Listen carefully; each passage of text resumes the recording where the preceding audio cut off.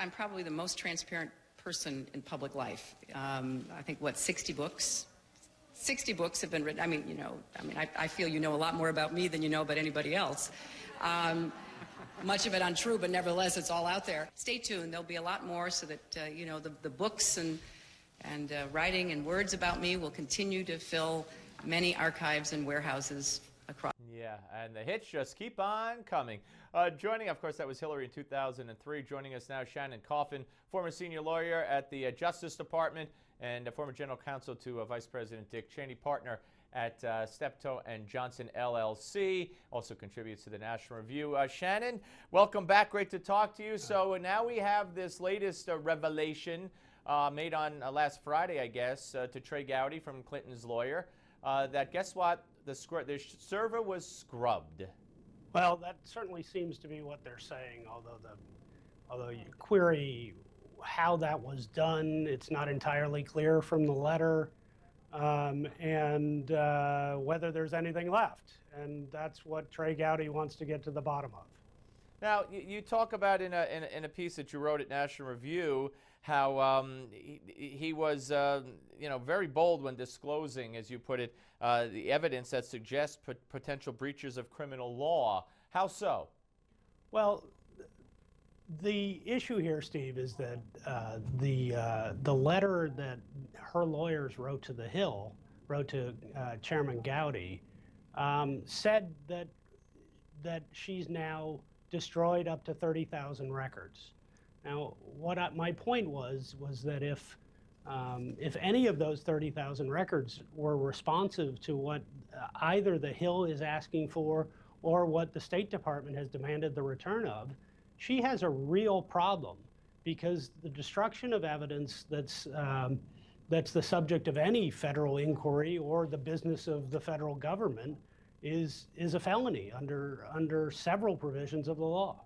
Well, how does she escape this? I mean, we had on Chuck Grassley, the chairman of the Senate Judiciary Committee, the other day, made some news when he said that it's probably a crime and that she could be prosecuted. But, everybody legal experts such as yourself that I talked to are very careful, and I guess rightfully so, not to make that leap and go and talk in definitive terms. So, I mean, it seems obvious that since the time she left, if this was just done now, because she just recently handed over the email, so she couldn't have scrubbed it before she handed it all over you and went through them, you would think, unless she worked kind of in reverse or had those emails for 2 years in her home, she just scrubbed it, or at least since she was the subject of these FOIA requests, congressional requests, lawsuits. So how does she get around having broken the law?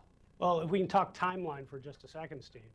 There have been congressional requests and or subpoenas since shortly after Benghazi in 2012. Right. As late as November of last year, the committee, the Benghazi Select Committee, was specifically asking for these emails from this server for Hillary Clinton. And she turned over, in response to what the State Department had asked for, documents to the State Department on December 5th of 2014, excuse me. And only a few days before she turned those documents over, Gowdy made a specific demand for the documents from her lawyer, David Kendall. Now, when did she just start deleting documents? It would stand to reason that it was sometime around the time that she turned those documents over to the State Department on December 5th, right? Yeah. And at that point, there were any number of requests, including one as recently as 3 days before she had turned the documents over to the State Department. So there's just no question that she was subject to specific demands for information. Now, the reason I've been careful, Steve, is that I don't have a clue whether the 30,000 documents that she has deleted are actually personal records of her daughter's wedding, of her yoga classes, and the things that she said.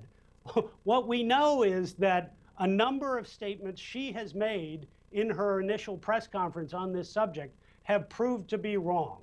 Or at least there's evidence that they're wrong, right? She said that she was using that email account to email her husband on the same day that her husband's press secretary said that he's only sent two emails in his lifetime, both when he was president.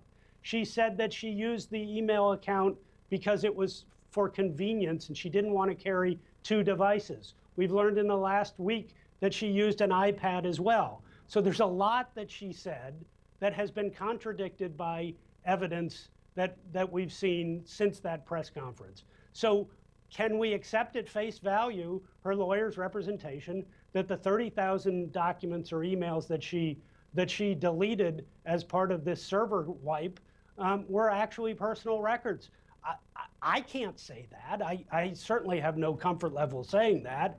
And I would think that a fair-minded prosecutor would want to know what's in those emails. Right, That's what Trey Gowdy is trying to get at. Right. Well, if he calls her before his committee and talks to her, and he asks her these questions, and she says, oh, I don't know, doesn't it all come down to seeing the server? And if she won't hand over the server, if the Justice Department won't say hand over the server, then it's up to Boehner, right?